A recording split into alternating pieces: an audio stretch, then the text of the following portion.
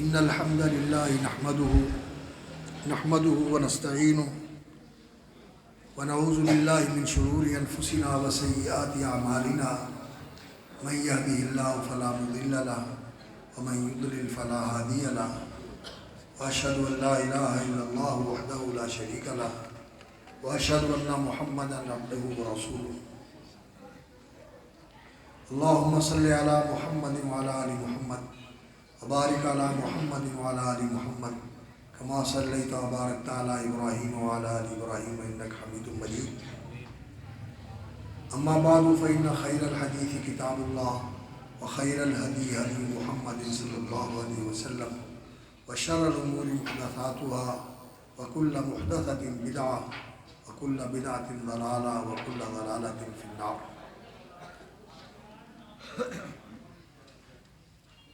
اصحاب الفضیلہ، العلماء والاساتذہ اور اسی طرح قرائے کرام اور خطبائے ذی وقار، بالخصوص فضیلت الشیخ حافظ اسد محمود صاحب حافظہ اللہ وبارک فیہ، اور ڈاکٹر فضیلت الدکتور شہباز حسن صاحب اور فضیلت الاستاذ ڈاکٹر ابراہیم سلفی صاحب اور دیگر احباب حضرات و خواتین، سامعین و حاضرین، اور بالخصوص وہ عزیزان،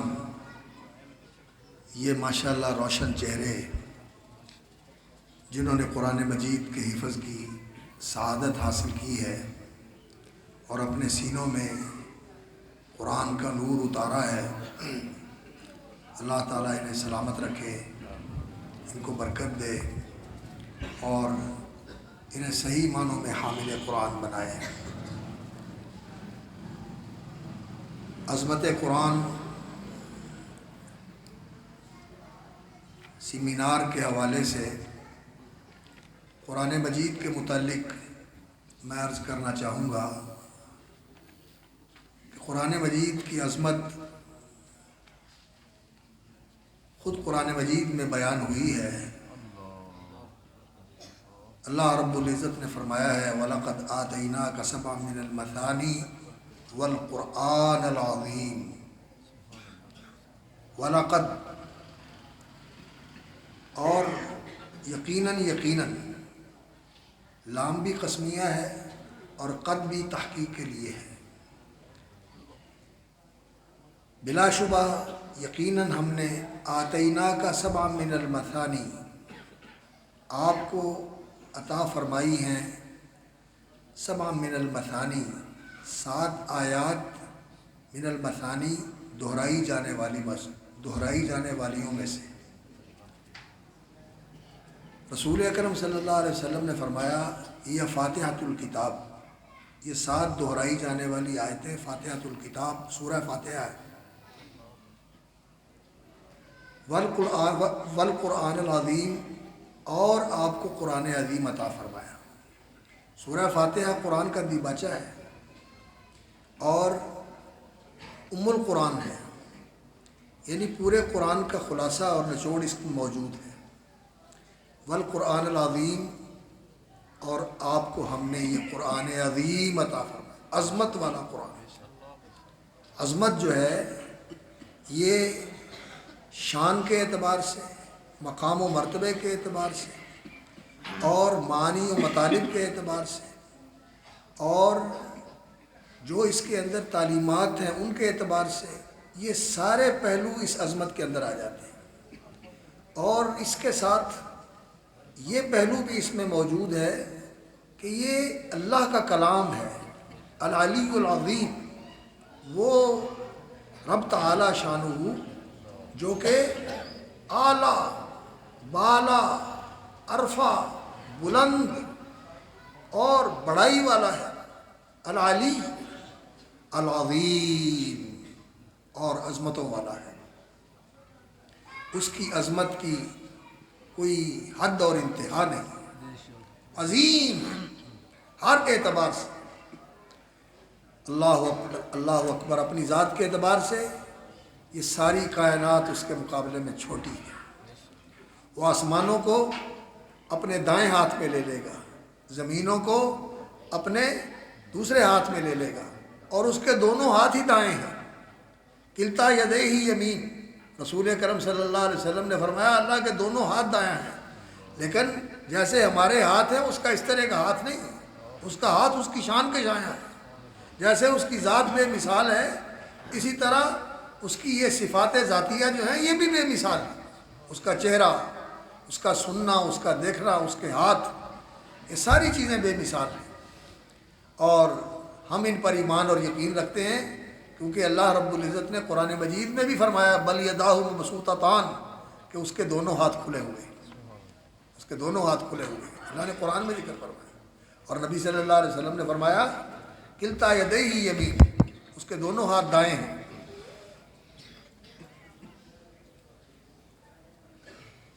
تو اللہ رب العزت اپنے دوسرے ہاتھ میں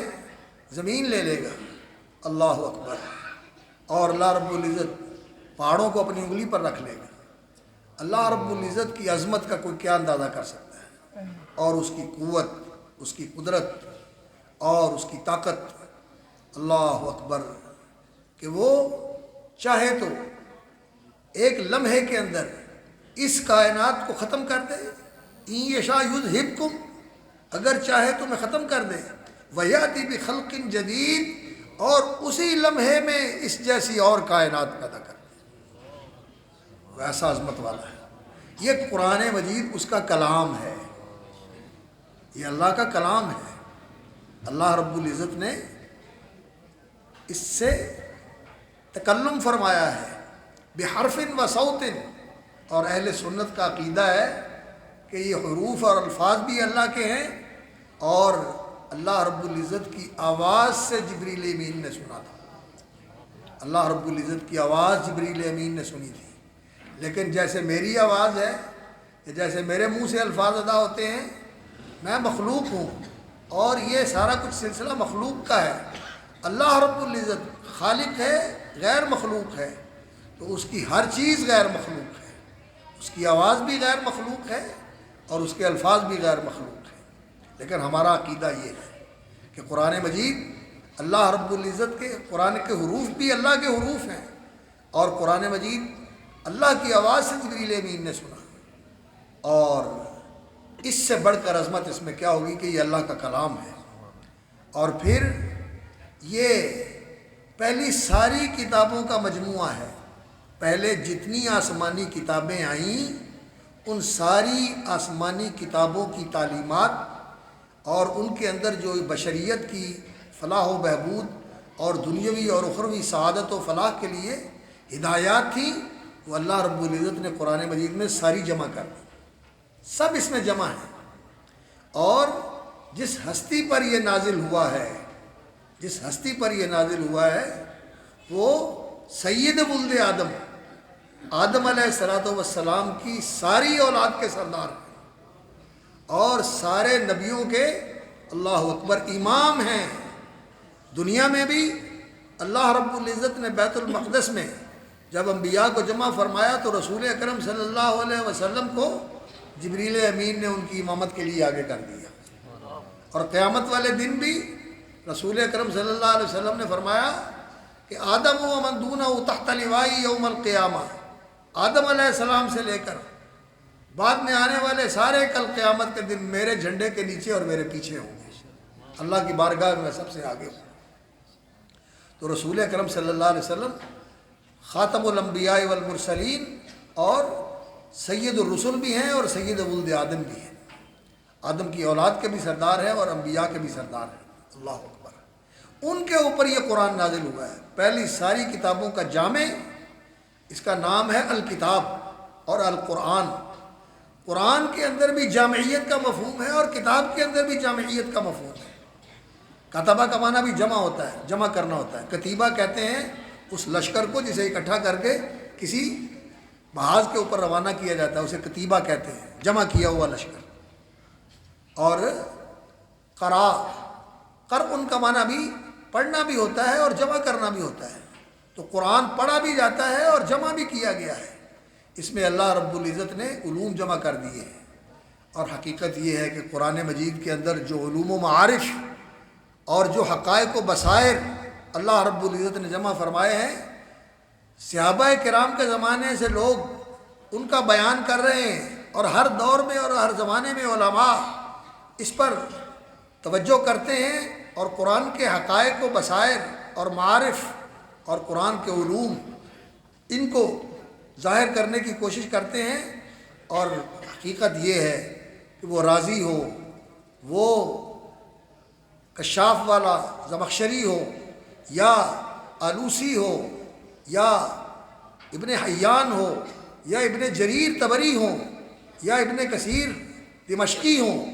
جتنے بھی ہیں وہ سب یہی کہتے ہیں کہ ہم تو کنارے پہ کھڑے ہیں۔ قرآن ایسا سمندر ہے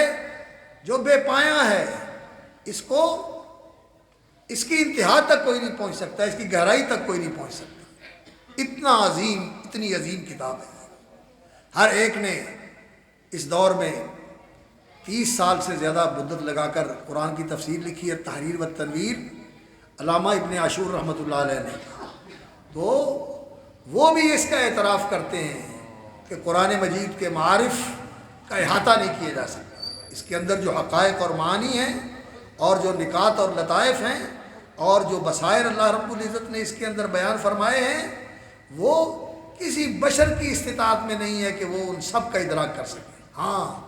کوشش کرتے ہیں اپنی اپنی محنت کے مطابق، اور اللہ رب العزت کی توفیق عطا کے مطابق چیزیں ملتی ہیں اور وہ بیان کرتے ہیں، لیکن ہر دور میں آنے والوں کو نئی چیزیں ملتی ہیں۔ قرآن مجید کے اندر یہ اللہ رب العزت نے خصوصیت رکھی ہوئی ہے کہ یہ کسی دور میں پرانا نہیں ہوتا، نیا ہے۔ اور کسی بھی ذہنی سطح کا آدمی،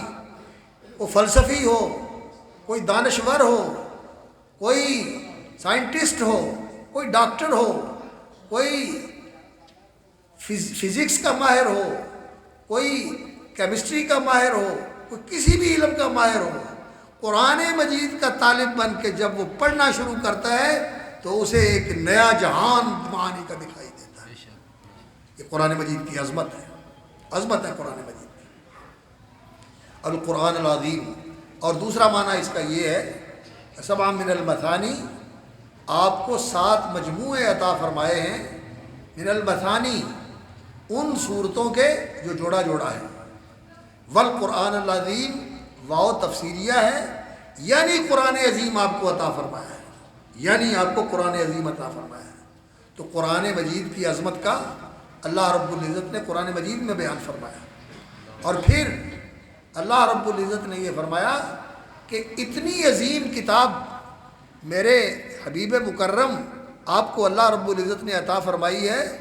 تو اب اس خزانے کے ملنے کے بعد لا تمدن عینیک الی ما متعنا بازواج منہم، اب اس خزانے کے مل جانے کے بعد دنیا کے لوگوں کو جو کچھ ملا ہوا ہے آپ اس کی طرف نگاہ اٹھا کے بھی نہ دیکھیں، وہ قابل التفات نہیں ہے کہ اس کی طرف آپ نگاہ اٹھا کے دیکھیں۔ لا تمدن عینیک الی ما متعنا بازواج منہم، اور سورہ طٰہٰ میں فرمایا لا تمدن عینیک الی ما متعنا بازواج منہم زہرۃ الحیات الدنیا لنفتنہم فیہ، دنیا کی ریل پیل ہے، چند دن کی ٹھاٹ باٹ ہے، اور چند دنوں کا یہ لوگوں کا عیش و آرام ہے، بس اس کے بعد پھر کیا ہونے والا ہے، جب ہوگا تو پھر انسان کی آنکھیں کھلے گی، تب انسان کو پتہ چلے گا۔ وَرِزْقُ رَبِّكَ خَيْرٌ وَأَبْقَىٰ، اور تیرے رب کی دین سب سے بڑی ہے، اور اللہ رب العزت کی دین میں سب سے بڑی دین یہ ہے کہ اللہ نے پیغمبری عطا فرمائی، نبوت و رسالت سے سرفراز فرمایا، اور اس کے بعد یہ کتاب عطا فرمائی۔ آپ صلی اللہ علیہ وسلم کو اللہ نے دوسرے بھی معجزات عطا فرمائے، لیکن نبی صلی اللہ علیہ وسلم کا سب سے بڑا معجزہ یہ قرآن مجید ہے، چونکہ آپ صلی اللہ علیہ وسلم کی نبوت اور رسالت آپ صلی اللہ علیہ وسلم کے دنیا سے جانے کے بعد بھی جاری ہے۔ آپ رفیق اعلیٰ کی طرف منتقل ہو گئے، لیکن آپ نبی بھی ہیں اور رسول بھی ہیں، اور ان کی نبوت اور رسالت جاری اور قائم ہے، اور اس کا اقرار کرنا یہ ہر مسلمان کے لیے ضروری ہے۔ اشہد ان لا الہ الا اللہ وحدہ لا شریک لہ واشہد ان محمدا عبدہ ورسولہ، اس کے بغیر کوئی آدمی مسلمان نہیں ہوتا۔ تو رسول اکرم صلی اللہ علیہ وسلم آج بھی نبی اور رسول ہیں، اور رسول اکرم صلی اللہ علیہ وسلم کی نبوت اور رسالت قائم ہے، جاری ہے، اس پر ایمان لانا ضروری ہے۔ تو آپ کے نبی اور رسول ہونے کی دلیل، نبی صلی اللہ علیہ وسلم نے فرمایا اللہ نے ہر نبی کو معجزے دیے، اور وہ معجزے اس لیے تھے کہ وہ ان انبیاء کی صداقت کی دلیل تھے کہ یہ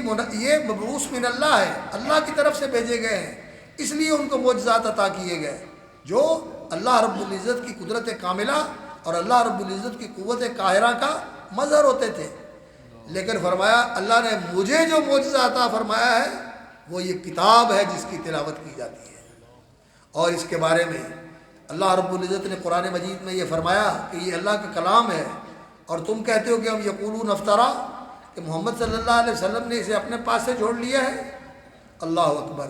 تو اللہ رب العزت نے فرمایا فاتوا بسورۃ من مثلہ وادعوا من استطعتم من دون اللہ ان کنتم صادقین، ایک سورت اس جیسی پیش کر دو،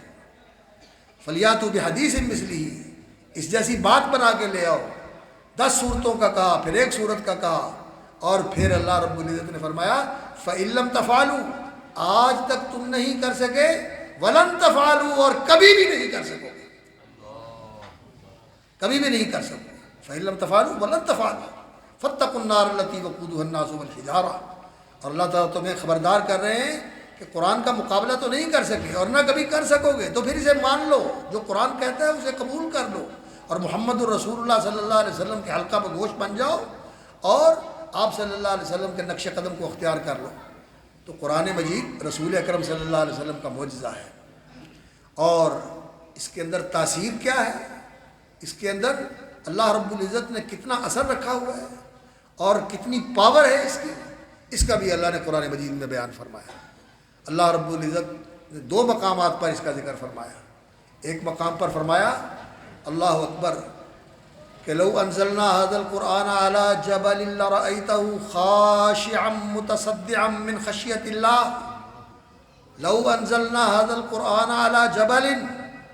اگر یہ قرآن پہاڑ پر اتارا جاتا، لرأيته، تو وہ کوہ ہمالیہ ہوتا، وہ کیٹو ہوتا، یا دنیا کی اور کوئی چوٹی ہوتی،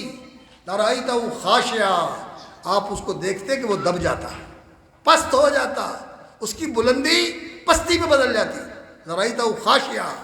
اور اس کا وجود مضبوط چٹانوں والا وجود متصدعا، پھٹ کے ریزہ ریزہ ہو جاتا۔ یہ قوت تاثیر ہے قرآن مجید، لرأيته خاشعا متصدعا من خشیت اللہ، اللہ کی خشیت اور اللہ کے خوف سے، کہ اللہ کا کلام ہے یہ۔ لیکن انسان ہے کہ قرآن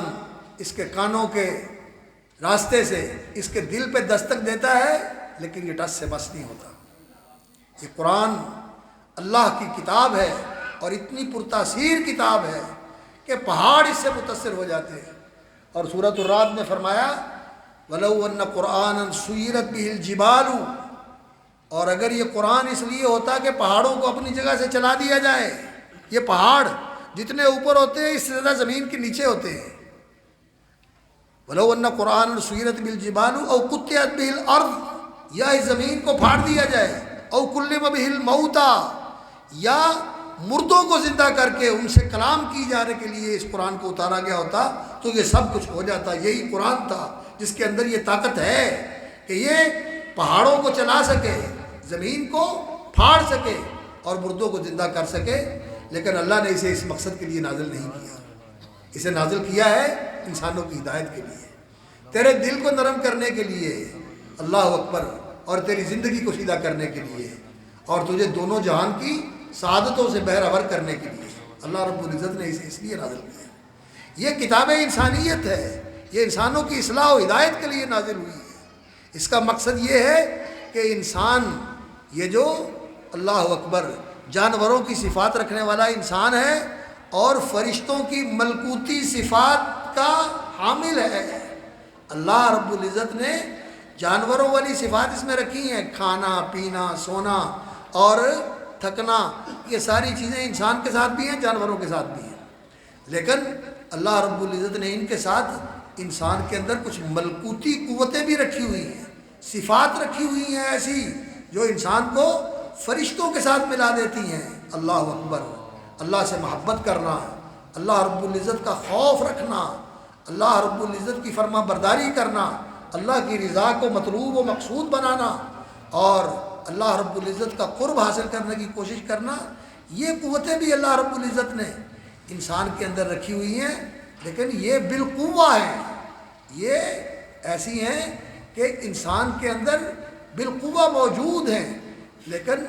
بالفعل ان کو فعال کرنے کے لیے اور ایکٹیویٹ کرنے کے لیے اللہ رب العزت نے یہ قرآن مجید کی کتاب نازل فرمائی ہے، جس سے یہ قوتیں عمل روب عمل ہوتی ہیں اور یہ فعال ہو جاتی ہیں، ایکٹیو ہو جاتی ہیں، اور پھر انسان ان پستیوں سے بلندیوں کی طرف سفر شروع کر دیتا ہے۔ ان اللہ یرفع بہذا الکتاب اقواما، اللہ اس قرآن کے ذریعے پستیوں سے اٹھا کر انسانوں کو بلندیوں اور عظمتوں تک پہنچا دیتا ہے۔ اور کیسے قرآن کی تلاوت کی جاتی ہے، اللہ اکبر۔ ایک آدمی، ایک حضرت ابو ذر رضی اللہ تعالیٰ عنہ غالباً، انہوں نے عرض کیا یا رسول اللہ اوصنی، مجھے وصیت کریں، تو نبی صلی اللہ علیہ وسلم نے فرمایا علیک بتقوی اللہ فإنہ رأس الامر کلہ،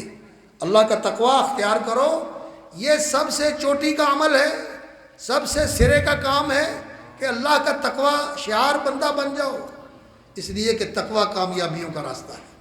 آسانیوں کا راستہ ہے۔ تقوی کے اندر اللہ رب العزت نے دنیا کی بھی ساری آسانیاں رکھی ہیں اور آخرت کی بھی ساری کامیابیاں اسی کے اندر رکھی ہیں۔ ان للمتقین مفازا، دنیا میں بھی ان کے لیے کامیابی ہے اور آخرت میں بھی ان کے لیے کامیابی ہے۔ ان للمتقین مفازا، اللہ رب العزت نے ذکر تو کامیابیوں کا کیا ہے آخرت کی سورہ نبا کے اندر، لیکن اس کے اندر دنیا کی کامیابی بھی آتی ہے، اور قرآن وہ راستہ دکھاتا ہے جو سیدھا راستہ ہے انسان کے لیے، ہدایت کا راستہ، کامیابی کا راستہ، دونوں جہان کی عزت و سعادت کا راستہ۔ تو قرآن مجید جو ہے اللہ رب العزت نے یہ ایسی کتاب بنائی ہے کہ جو انسان کی دونوں جہان کی کامیابی کا سامان اس کے اندر موجود ہے، دنیا بھی اچھی ہو جاتی ہے، آخرت بھی اچھی ہو جاتی ہے۔ تو قرآن مجید کے بارے میں حضرت ابو ذر رضی اللہ تعالیٰ عنہ نے عرض کیا تھا مجھے وصیت کریں، تو فرمایا علیک بتقوی اللہ، اللہ کا تقوی اختیار کرو، یہ سب سے سرے کا کام ہے، چوٹی کا عمل ہے یہ تقوی اللہ، اتقوا اللہ حق تقاتہ۔ اور پھر انہوں نے کہا زدنی یا رسول اللہ، اور فرمایا علیک بتلاوت القرآن، قرآن کی تلاوت کو لازم کر لو، قرآن پڑھتے رہا کرو، فإنہ ذکر لک فی السماء ونور لک فی الارض، یہ قرآن وہ کتاب ہے جب تم پڑھتے ہو تو تمہارا آسمانوں میں تذکرہ ہوتا ہے۔ یہ زمین پہ بیٹھنے والا انسان، یہ کھاتا پیتا سوتا جاگتا اور تھک جانے والا اور بہت ساری کمزوریوں کا خلق الانسان ضعیفہ مجموعہ انسان، یہ جب قرآن کی تلاوت کرتا ہے تو اس کا ذکر آسمانوں میں ہوتا ہے، ذکر لک فی السماء، اور ایک روایت کے الفاظ ہے ذخر لک فی السماء، کہ یہ تیرے لیے آسمان میں نیکیوں کا خزانہ بن جاتا ہے، ذخر ذخیرہ، یہ تیرا اجر و ثواب آسمانوں پہ لکھا جاتا ہے، اور وہ ایسا ثواب ہے اور ایسا اجر ہے اور ایسا صلہ ہے جو اللہ کی بارگاہ میں محفوظ ہو جاتا ہے۔ دنیا میں جو کچھ انسان ذخیرہ جمع کرتا ہے سب کچھ چھوڑ کے چلا جاتا ہے، سب کچھ چھوڑ کے چلا جاتا ہے، وارث اور بن جاتے ہیں، جو جسم کے ساتھ ہوتے ہیں وہ بھی اتار لیتے ہیں، جیبیں خالی، گھڑی اتار لی، سب کچھ اتار لیا، ننگا کر کے اور خالی ہاتھ بھیج دیتے ہیں، اللہ اکبر۔ لیکن جو نیکیاں ہیں انسان کی اور قرآن مجید، یہ تو نیکیوں کا ایسا خزانہ ہے کہ ایک حرف پہ 10 نیکیاں ملتی ہیں، ایک حرف پہ 10 نیکیاں ملتی ہیں۔ تو یہ تیرے لیے آسمانوں پر ذخیرہ ہے، ذخر لک فی السماء ونور لک فی الارض، اور یہ تیرے لیے زمین پر روشنی ہے۔ قرآن مجید وانزلنا الیکم نورا مبینا، فرمایا ہم نے تمہاری طرف یہ نور مبین اتارا ہے، ایسی روشنی جو سارے رستے کھول دیتی ہے، ساری وضاحتیں کر دیتی ہے، ساری رکاوٹیں دور کر دیتی ہے، ساری الجھنیں دور کر دیتی ہے۔ قرآن مجید کے اندر جو انسان کی سعادت کا راستہ ہے، یہ فلسفی نہیں بتا سکتے، یہ بیرسٹر نہیں بتا سکتے، یہ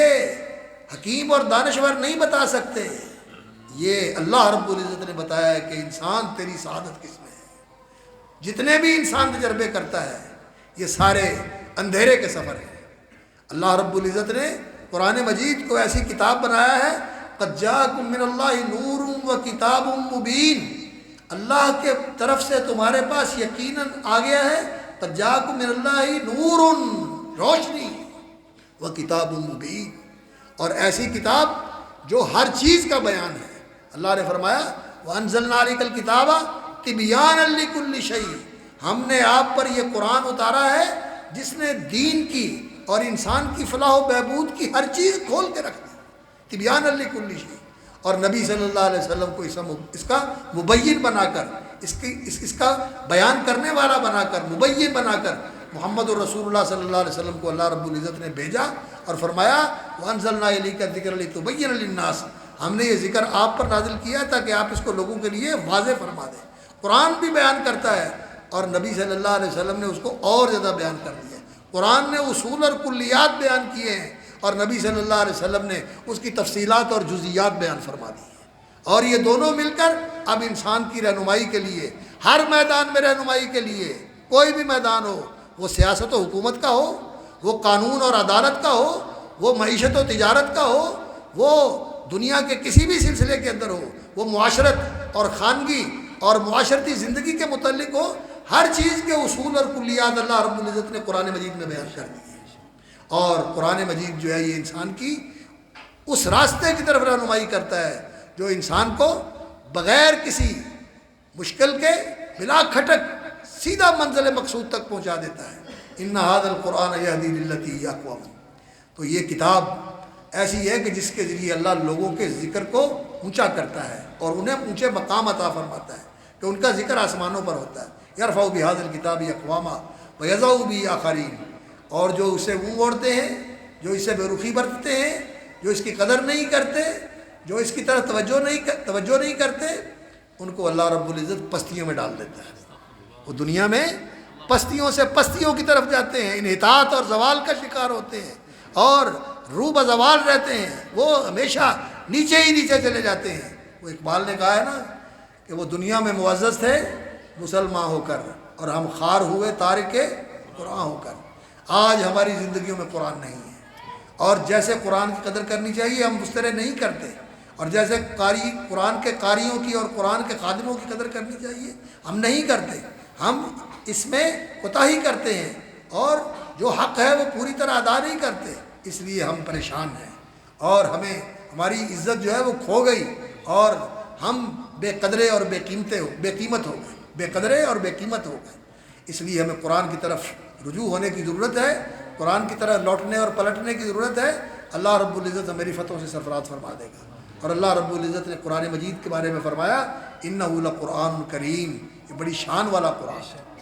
انہ لقرآن کریم بل وہ قرآن مجید، یہ بڑی بزرگی والا اور بڑی بڑائی والا قرآن ہے۔ اللہ اکبر۔ فی صحف مکرمہ، یہ قرآن ان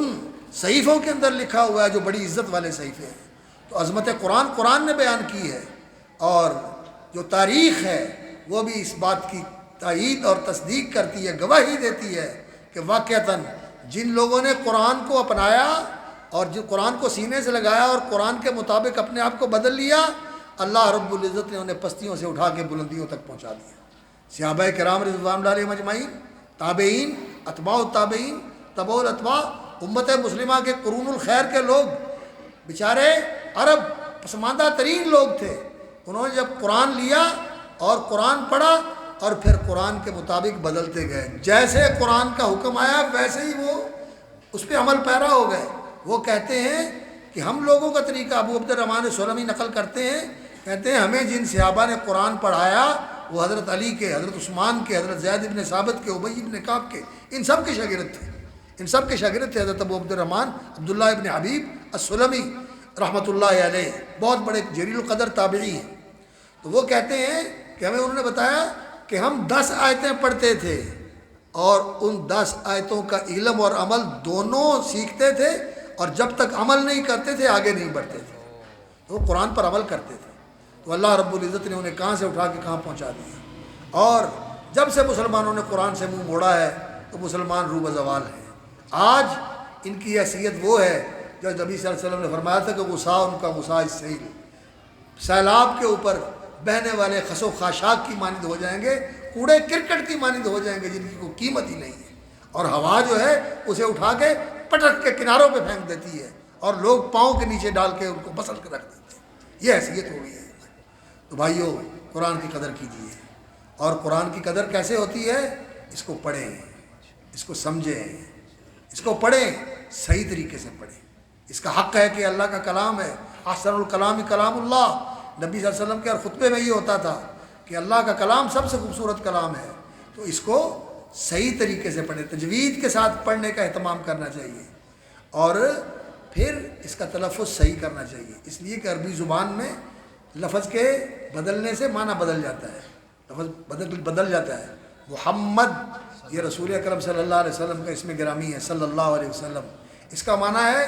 جس کی بہت زیادہ تعریف کی جائے، لیکن ہمارے کئی علماء بھی اس میں کوتاہی کرتے ہیں، اور خطیب بھی کوتاہی کرتے ہیں، اور ہمارے عوام بھی کوتاہی کرتے ہیں۔ وہ کہہ دیتے ہیں محمد، ہے بول دیتے ہیں، لاہوری ہے، دو اکھوں والی لاہوری ہے، ہائے حوض نہیں، محمد ہا کے ساتھ بولنا چاہیے۔ محمد کا کیا معنی ہوتا ہے؟ جس کو دبا دیا جائے، جس کو پست کر دیا جائے، جس کو دبا دیا جائے، نعوذ باللہ۔ تو رسول اکرم صلی اللہ علیہ وسلم تو محمد ہیں، رسول اکرم صلی اللہ علیہ وسلم تو محمد ہیں، اسی طرح احمد ہیں۔ تو قرآن مجید کو صحیح پڑھنے کی کوشش کریں اور اس پہ محنت کریں۔ اگر محنت کرے آدمی کامیاب ہو جائے تو بہت اچھی بات ہے، ثواب ملتا ہے، اور محنت کرتا رہے، مشکل پیش آتی ہے، نہیں پڑھا جاتا، پھر بھی لگا رہتا ہے، اللہ دوہرا اجر دے دیتا ہے۔ یطاطع فیہ لہ اجران، جو اٹک اٹک کے اور مشکل کے ساتھ ادا کرنے کی کوشش کرتا ہے، عین نہیں نکلتی، ہا نہیں نکلتی، ضاد نہیں نکلتی، کوشش کرتا ہے، اللہ دوہرا اجر دے دیتا ہے۔ ثواب سے بات، کوشش تو کرنی چاہیے۔ اور یہ جنہوں نے قرآن مجید حفظ کیا ہے، حامل القرآن، ان کی عزت کرنی چاہیے۔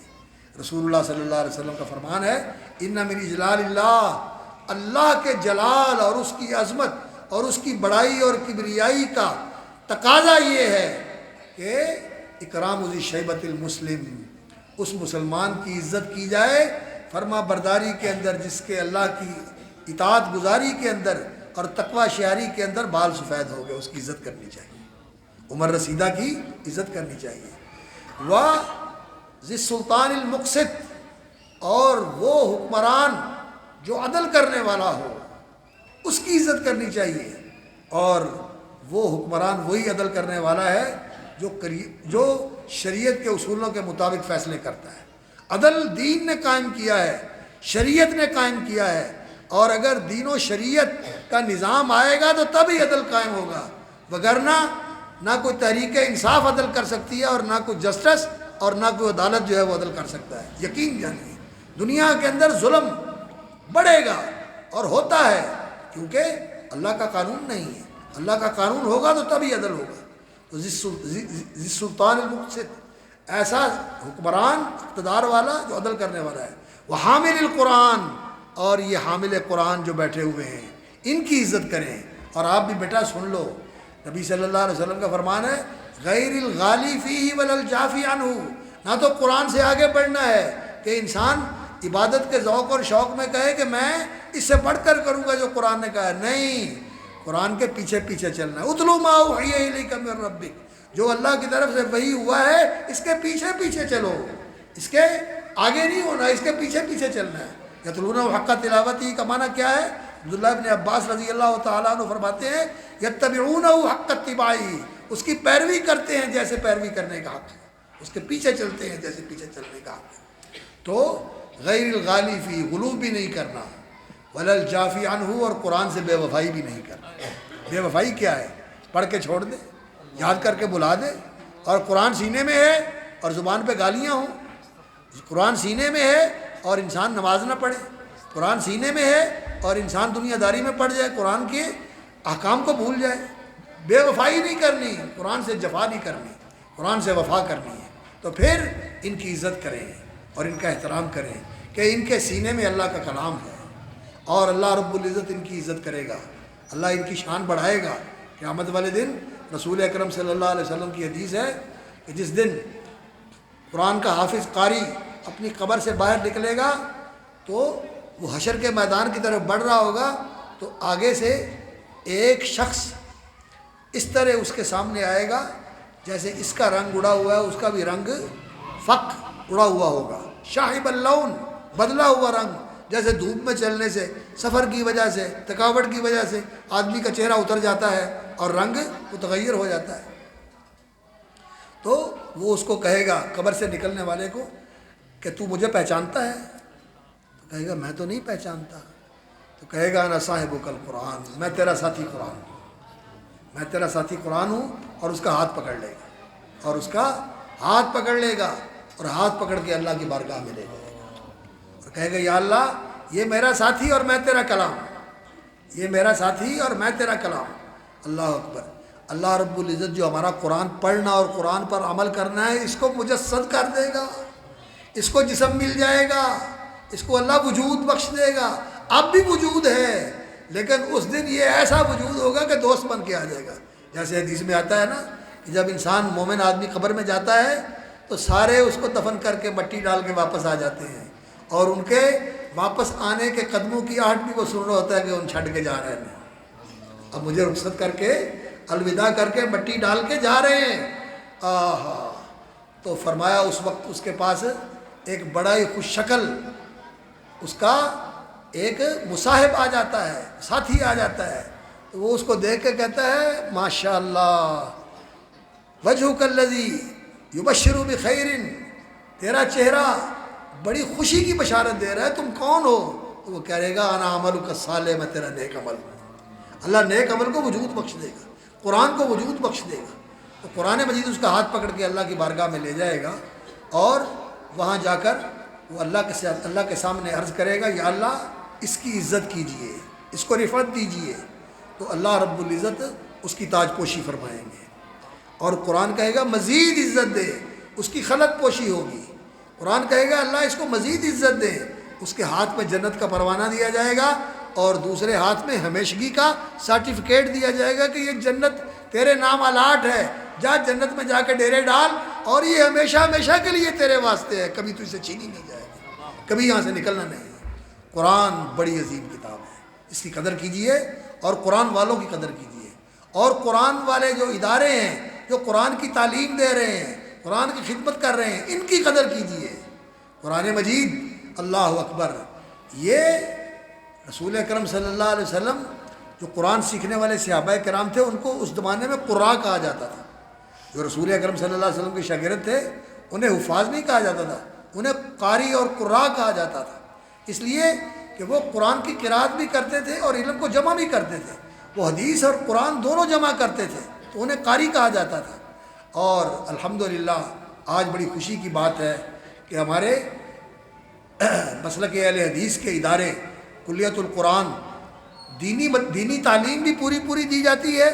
پوری درس نظامی کی، اور اس کے ساتھ کلیت القرآن قراءات اور حفظ اور تجوید کی بھی پوری تعلیم دی جاتی ہے۔ جامعہ سلفیہ میں بھی الحمدللہ موجود ہے، گجرانوالہ میں بھی الحمدللہ موجود ہے، لاہور میں بھی موجود ہے، اور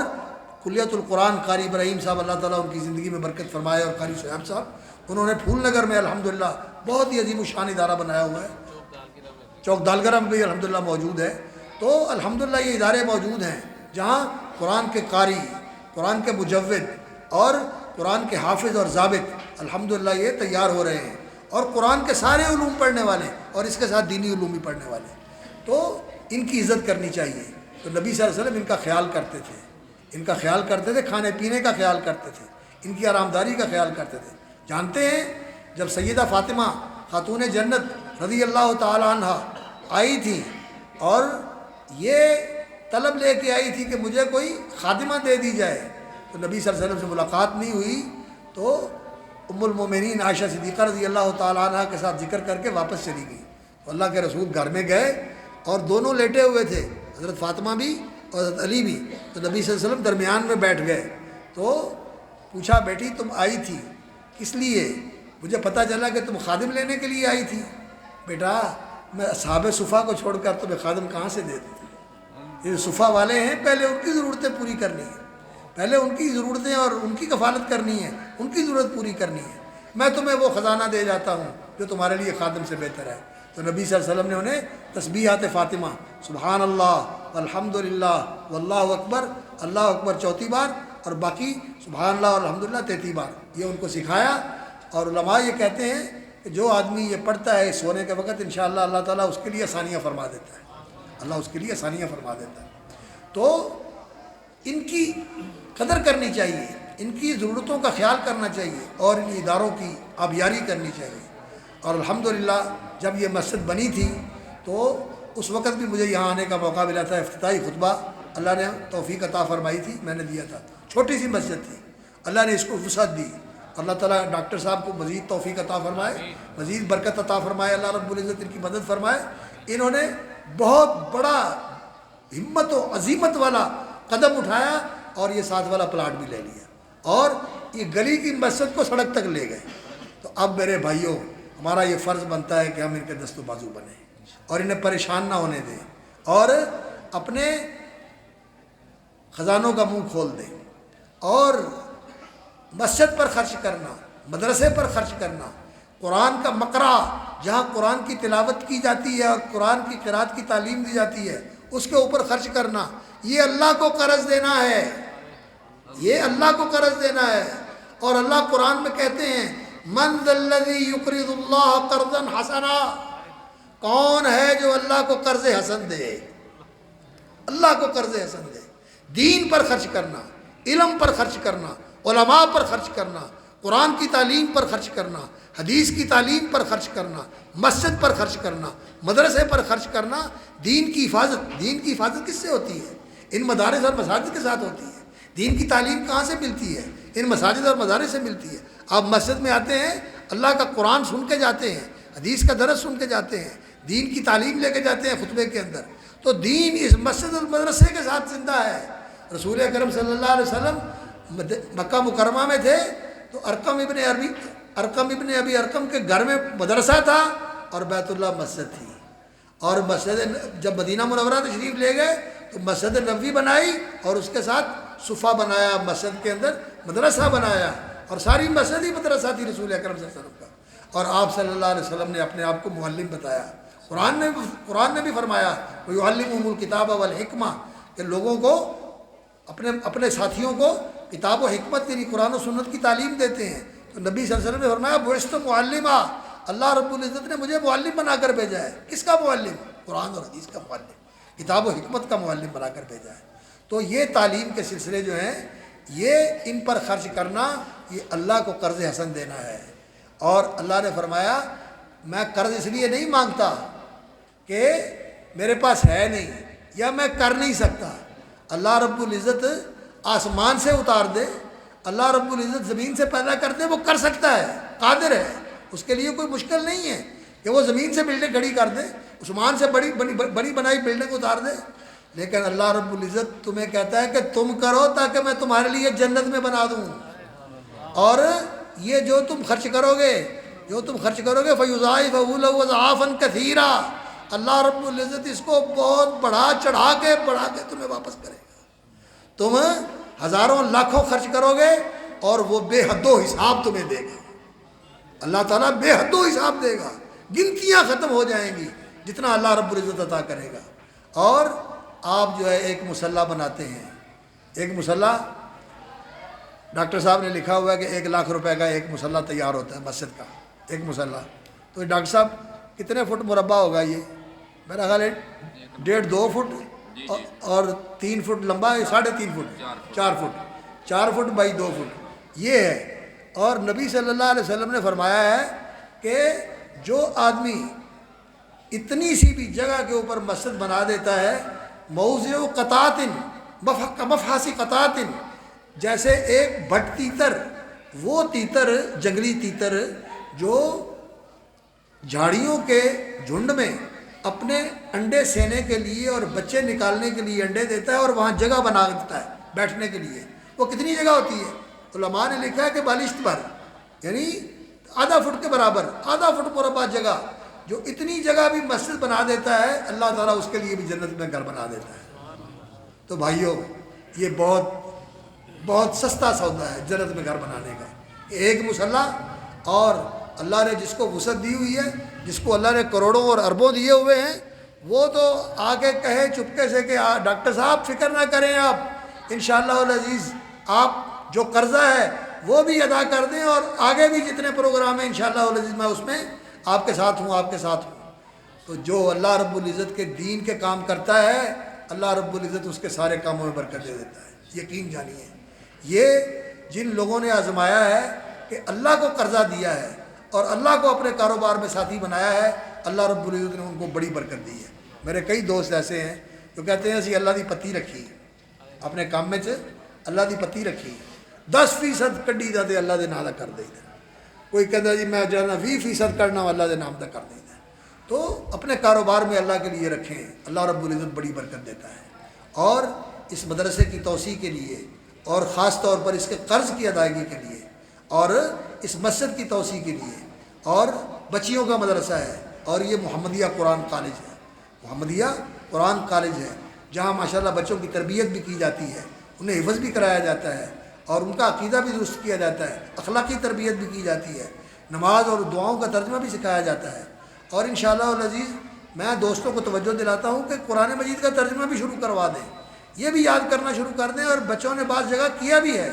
ہمارے دوست فیصل آباد میں دوست ہیں، انہوں نے یہ شروع کیا ہے، کامیاب ہوئے ہیں الحمدللہ، بچوں کو ترجمہ بھی ساتھ یاد کروا رہے ہیں الحمدللہ۔ ڈاکٹر صاحب کہتے ہیں کہ ہم بھی کروا رہے ہیں، ماشاءاللہ، اللہ قبول فرمائے، اللہ آسان فرمائے اور مبارک کرے۔ تو بچوں کو ترجمہ بھی یاد ہو جائے تاکہ قرآن کا مفہوم سمجھ میں آئے۔ اللہ رب العزت کذالک یبین اللہ لکم الآیات لعلکم تعقلون، یہ اللہ آیتیں بیان کرتے ہیں تاکہ تم سمجھو۔ ذالک یبین اللہ لکم الآیات لعلکم تتفکرون، تم اس پر غور و فکر کرو۔ ھذا کتاب انزلناہ مبارک لیدبروا آیاتہ،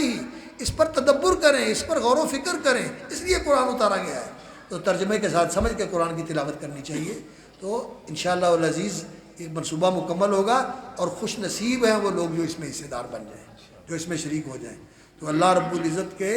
دین کے اوپر خرچ کرنا، قرآن اور حدیث کی تعلیم پر خرچ کرنا، مسجد اور مدرسے پر خرچ کرنا، علم اور علماء پر خرچ کرنا، یہ اللہ کو قرض دینا ہے۔ دین کی حفاظت کے لیے اور اسلام کی سرزمین کی حفاظت کے لیے، جہاد کے لیے خرچ کرنا، یہ بھی اللہ کو قرض دینا ہے کہ مسلمانوں کی سرزمین کے تحفظ کے لیے اور دین کے تحفظ کے لیے، دین کے احیاء و اقامت کے لیے، دین کی اشاعت اور دین کے ابلاغ کے لیے ان مدرسوں پر اور ان مسجدوں پر خرچ کرنا، تاکہ دین زندہ رہے، دین جو ہم تک پہنچا ہے یہ آگے پہنچے، ہماری زندگی میں کے اندر دین قائم ہو، اور ہماری زندگی کے اندر دین جھلکے، دین نظر آئے۔ اس کے لیے جو خرچ کرتا ہے وہ اللہ کو قرض دیتا ہے۔ تو اللہ رب العزت نے تو سب کچھ دیا ہے، ذرا غور تو کریں۔ اللہ تعالیٰ نے اپیل کیسے کی ہے، من ذا الذی یقرض اللہ قرضا حسنا، مجھے قرض دو۔ اللہ کہتا ہے مجھے قرض دو، اور کس سے قرض دو؟ آتوہم من مال اللہ الذی آتاکم، یہ مال، اللہ اکبر، جو اللہ رب العزت نے تمہیں دیا ہے، من مال اللہ الذی آتاکم، اللہ کے مال سے جو اللہ نے تمہیں دیا ہے، یہ سارا کچھ اللہ کا دیا ہوا ہے اور اللہ کے پاس ہی جانے والا ہے۔ اور یہاں پھر اللہ رب العزت کا اور بھی وعدہ ہے، اور وہ کیا؟ وما انفقتم من شیء فهو یخلفہ، جو خرچ کرو گے اللہ اس کا بدلہ بھی دے گا، یہاں بھی بدلہ ملے گا، اور آگے اللہ تعالیٰ بڑھا چڑھا کے واپس کرے گا۔ اور نبی صلی اللہ علیہ وسلم نے اللہ اکبر مزید ہمیں تسلی دینے کے لیے فرمایا، میں قسم کھا کے کہتا ہوں، اللہ کے رسول صلی اللہ علیہ وسلم کی بات یقینی ہے، اور قسمیہ بات وہ تو یقین آفرین کی بات ہے۔ آپ صلی اللہ علیہ وسلم نے فرمایا، میں قسم کھا کے کہتا ہوں، ما نقصت صدقۃ من مال، اللہ کے لیے دینے سے مال میں کمی نہیں آتی۔ اس لیے میرے بھائیوں، اس پروجیکٹ کے لیے، اس منصوبے کے لیے اور اس ضرورت کے لیے دل کھول کر حصہ ڈالیں، دعا بھی کریں اور آپ بھی خرچ کریں۔ اور اللہ رب العزت نے آپ کو وجاہت دی ہے، آپ کو اللہ رب العزت نے معاشرے میں حیثیت دی ہے، رشتہ داروں میں مقام دیا ہے، ان کو بھی مائل کریں اور ان کو بھی توجہ دلائیں کہ یہ جگہ ہے خرچ کرنے کی، یہاں خرچ کریں۔ اور دیکھیے اللہ کی شان، رسول اکرم صلی اللہ علیہ وسلم نے فرمایا، آپ نے اپنی طرف سے جتنی توفیق دی اللہ نے خرچ کر دیا، کسی کو توجہ دلائی، آپ کی توجہ دلانے سے اس نے 1,00,000 دے دیا، 10 لاکھ دے دیا، جتنا اور بھی اللہ نے توفیق عطا فرمائی دے دی، آپ کو توجہ دلانے سے جتنا اس کو ثواب ملے گا آپ کو بھی برابر مل جائے گا۔ اور آپ نے وہاں سے لے کر وہاں سے لیا اور لا کر یہاں جا کے جمع کروا دیا اور امانت پوری کی پوری ادا کر دی، یہ نقل کرنے کی وجہ سے بھی آپ کو اللہ اتنا ثواب دے دیتا ہے جتنا اس کو دینے والے کو اللہ تعالیٰ ثواب دیتے ہیں۔ تو اس لیے میرے بھائیوں، یہ بڑی عظیم تجارت ہے، اس میں حصہ ڈالیں اور اس سے حصہ لیں اور اس سے نفع کمائیں۔ اللہ رب العزت کامیاب کرے اور اللہ تعالیٰ برکت فرمائے اور آسان فرمائے۔ بس خطاب تو انشاءاللہ محترم حافظ اسد محمود صاحب حافظ اللہ کا ہوگا، میں تو ایک طالب علم آدمی ہوں۔ قرآن کی عظمت کے حوالے سے میں نے کچھ عرض کیا ہے، باقی مفصل بیان انشاءاللہ آپ صاحب کا ہوگا۔ اور میری درخواست یہ ہے کہ یہ جو پروگرام ہے اور پروجیکٹ ہے اس کے اندر بھرپور حصہ لیں اور اس کو جلد از جلد مکمل کرنے کی کوشش کریں، اپنی دعاؤں کے ساتھ بھی اور اپنی محبتوں کے ساتھ بھی اور اپنے تعاون اور اپنی شراکت کے ساتھ بھی۔ وآخر دعوانا الحمدللہ رب العالمین۔ بارک اللہ۔